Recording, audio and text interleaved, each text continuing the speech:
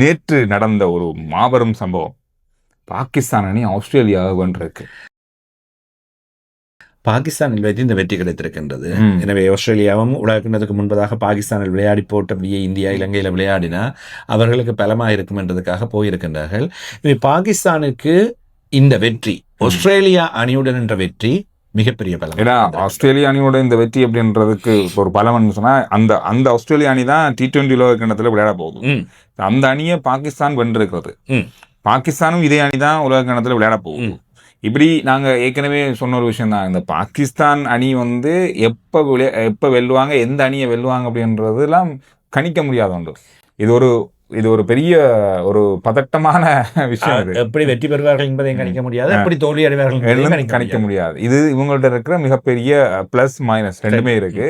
இது எங்க இப்ப பேசப்படுதுன்னு சொன்னா, ஓகே ஆஸ்திரேலியா அணி இந்திய அணி தான் இந்த உலக கிண்ணத்துல இறுதிப் போட்டியில வரலாம்னு சொல்லி ஒரு பக்கம் சொல்லப்படுது. அதோட ஆசிய அணிகள் பார்க்கும்போது இந்தியாவோடு மோத போற அல்லது ஃபைனலுக்கு வர போற அணியாக இருந்தா ஒன்று இலங்கை வரணும், அப்படின்னா பாகிஸ்தான் இந்தியா இந்த அணிகள் வர்றதுக்கு வாய்ப்பு இருக்கு. அப்படி இருக்கும்போது பாகிஸ்தான் ஆஸ்திரேலியாவுக்கு அடிச்சிருக்கா கிட்டத்தட்ட ஒரு இறுதிப் போட்டிக்கு வர்றதுக்கான வாய்ப்புகள் நிறைய இருக்குன்னா, இறுதிப் போட்டிக்கு வரக்கூடிய ஒரு அணி தான் ஒன்று ஆஸ்திரேலியா, இந்தியா, பாகிஸ்தான், இலங்கை. கணிப்புகள் எடுத்தால் நாங்கள் இந்த 4 அணிகளை சொல்லலாம். இன்னொரு அணியாக தென்னாப்பிரிக்கா சொல்லலாம். கடந்த முறை இறுதிப் போட்டிக்கு வந்தது. இம்முறை பலமாகத்தான் அவர்கள் இன்னும் இருக்காங்க.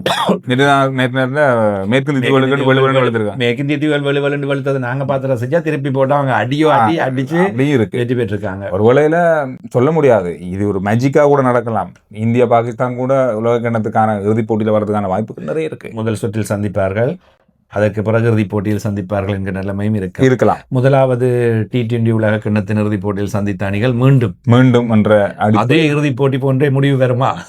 அப்படியும் இருக்கலாம். இப்படியெல்லாம் இருக்கு. ஏன்னா ஆஸ்திரேலியா அணி நாங்க பெரிய அளவா பார்த்த ஒரு அணி பாகிஸ்தானிடம் தோல்வி அடைந்திருக்கிறதுன்றது சரி, ஒரு போட்டி தானே அப்படின்னு சொல்லி வச்சுக்கலாம், அது பிரச்சனை. ஆனா உலக கிண்ணத்துக்கு தயார் செய்யப்பட்ட அணி. எனவே இதுதான் அணி. இதில் ஒருவர் இல்லை, இருவர் இல்லை, சிலருக்கு ஓய்வு வழங்கப்பட்டிருக்கின்ற கதையெல்லாம் இங்கே இல்லை.